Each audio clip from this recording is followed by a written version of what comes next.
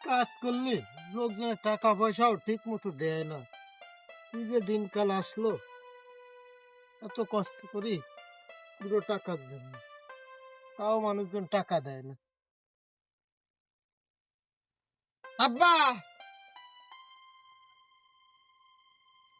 আব্বা, কালকে তো আমার স্কুলে যাবো না।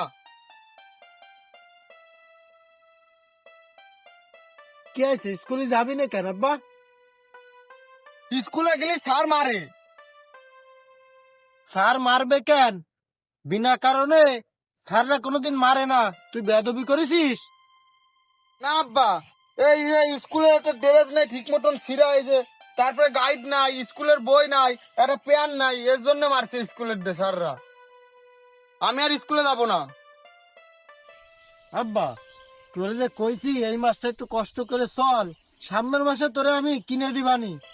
একটু ধৈর্য ধরে যা স্কুলে।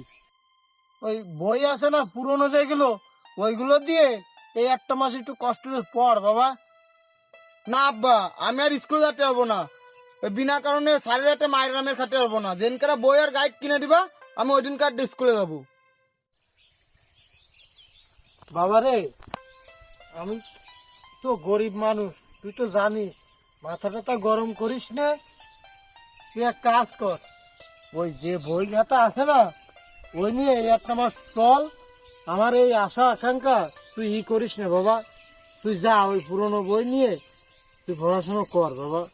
আমার মেলা আশা, তুই পড়াশোনা করে একটা বড় কিছু হবি বাপ। না, আমি আর স্কুলে যাবো না। রাগ করিস না বাবা, স্কুলে যা। না, তোমার অত কথা আমি শুনতেছি না। যেদিন বই খাতা কিনে দিবা, ওই দিন স্কুলে যাবো। বাবা দাঁড়া, যাস না বাবা। আমি আর পড়বো না। যেদিন বই খাতা কিনে দিবা, ওই দিন যাবো স্কুলে। বাবা তুই যাস নে বাবা। আর পারি নে, ওই মা মরা ছেলেটা কি করবো। যাই, ওই উত্তর পাড়ায় যাই, এই জুয়েল ময়দানে যাই, এই করে টাকার ব্যবস্থা করা যায়নি। আল্লাহ,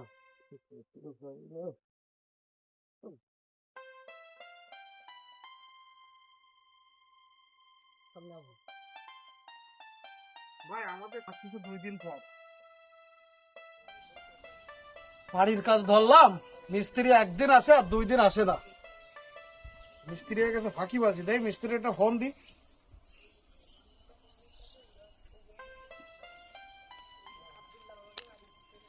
জুয়েল ভাই, আসসালামু আলাইকুম। ওয়ালাইকুম আসসালাম।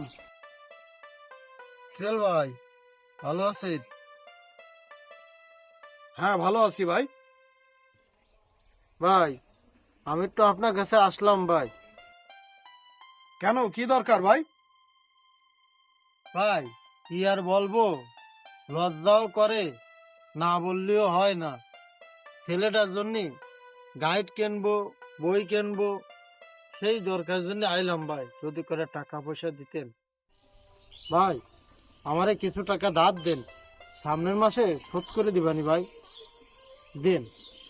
নাসিম ভাই, আপনি যে এমন সময় আইছেন, আমার এই বাড়ি করতে যে টাকা পয়সা তো সব শেষ হয়ে গেছে। আমার কাছে তো আপাতত টাকা পয়সা নেই। ভাই, আর না করেন না ভাই, টাকাটা দেন ভাই। না দিলি আমার ছেলেটা মনে হয় আর স্কুলে যাওয়া হবে না রে ভাই। টাকাটা দেন ভাই। আচ্ছা, তুই করিস মাঠে ঘাটে কাজ, ওর ছেলে পেলের অত লেখাপড়া শিখে লাভ কি? ওর থেকে লাভ হয় তুই যা করতেছিস, তোর ছেলেরা ওই শিখে, তাতে লাভ হবে। কি বলেন জুয়েল ভাই, আমরা গরিব মানুষ বলে কি আমাদের কোনো স্বপ্ন নেই? গরিব মানুষের আবারই স্বপ্ন। লেখাপড়ায় কি খরচ তা তুই জানিস? আমার ছোট ভাইরে লেখাপড়া শিখাতেছে, আমি জানতেছি কি খরচ। ও তোর দ্বারাই হবে না। ওর থেকে ভালো হয় তুই যে কাজ করতেছিস, কৃষকের কাজ, ওইটাই শিখা। তাহলে ভবিষ্যতে তোর ছেলের জন্য লাভ হবে। তুই এখন এনতে যা। মিস্ত্রি আসতেছে না, কাজ কামাচ্ছে না, মাথা টাথা গরম আছে। যাদিন বাবা, যা এখন, যা এখন, যা। রঙের জ্বালায় আর বাঁচলাম না। টাহা নীতি চলে আইছে, করে কৃষকের কাজ, ও টাহা দিলে আর দিতে পারবে? ঢং যত সব। হায় রে মানুষ, করে টাকা ধার ফেলাম তাও বলো না। ও ভাই, কালকে আমার এইখানে এক গাড়ি ইট পাঠাই দিয়েন সকালবেলা। হ্যাঁ ভাই, হ্যাঁ মনে করে পাঠাই দিয়েন সকালবেলা, নাহলে হ্যাঁ লিভার বসে থাকবে ভাই। হ্যাঁ ভাই, আমাদের তো সেই খাসি ছাগলটা পাওয়া যাচ্ছে না। কি খাসি ছাগল পাচ্ছেন রে? কোন জায়গা বান্ধিলিস? ভাই, মাঠে বাইন্দে তো হয়েছিলাম, এখন যাই দেখতেছি নেই। আশেপাশে অনেক জায়গায় খুঁজেছি, কোনো জায়গায় নেই। ঘরে গেছিলাম, সেখানেও নেই। আচ্ছা তুই যা, আমি বিষয়টা দেখতেছি। ঠিক আছে ভাই, তাহলে যাই।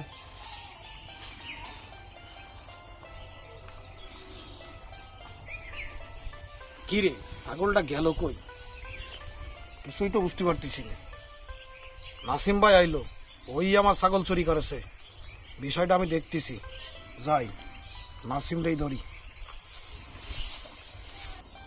দোস্ত, তুই যে আমার কি উপকার করলি। আরে তুই যে কি বলিস দোষ, ওই কয়টা টাকার জন্য যদি তোর সন্তান আজকে লেখাপড়া না করতে পারে, তাহলে আমরা ভাই বিরাদের হিসেবে থাকলাম কেন? তুই যদি আমার এই টাকাগুলো না দিতিস তাহলে কি যে হতো আজ আমার। আরে তুই যে কি বলিস দোষ। এ নাসিম, আমার সে ছাগল কই? আমি কি রকম অ্যাকশন। তোর ছাগল কই মানে? তোর ছাগল কই তো আমি কিভাবে বলবো? তুই জানিস না মানে? তুই আমার ছাগল চুরি করেছিস, আমার ছাগল কই তাড়াতাড়ি বল।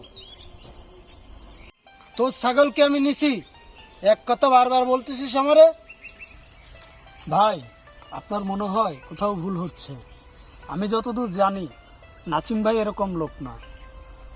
আপনার ছাগলটি আপনি ভালো করে খুঁজেন, হয়তো পেয়ে যাবেন। আরে ভাই, আপনি চুপ থাকেন। আমার ছোট ভাই সব জায়গায় খুঁজেছে, কোথাও পাইনি। নাসিম, তুই আমার ছাগল বের কর, তুই আমার ছাগল নিছিস। ভাই, ওর কলার ধরে কথা না বলে কলারটা সেরে কথা বলেন। ভাই, আমাদের ছাগলটা পাইছি ভাই, ঘেরের ভিতর পড়ে গেছিল, উঠতে পারতেছিল না। কি বলিস, আমাদের ছাগল পাওয়া গেছে? আর আমি অযথা এই নাসিম ভাইয়ের দোষারোপ করলাম। নাসিম ভাই, আমার ভুল হয়ে গেছে, আমার মাফ করে দিন। বাহ, কি সুন্দর করে বলে দিলেন আমার ভুল হয়ে গেছে। কোনো সামাজিক মানুষের দ্বারাই কি এটা করা সম্ভব?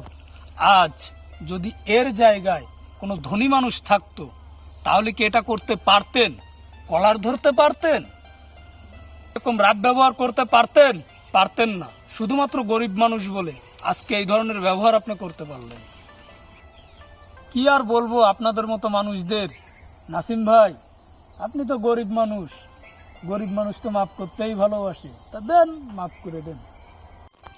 যা, মাফ করে দিলাম। যা, আমার সই সম্মত সর। যা। শাকিল চল।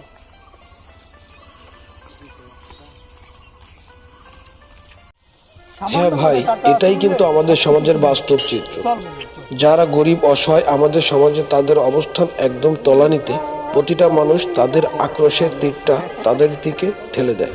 যাদের কোনো কিছু বলার স্বাধীনতা নেই, নেই প্রতিবাদ করার মতো সামর্থ্য।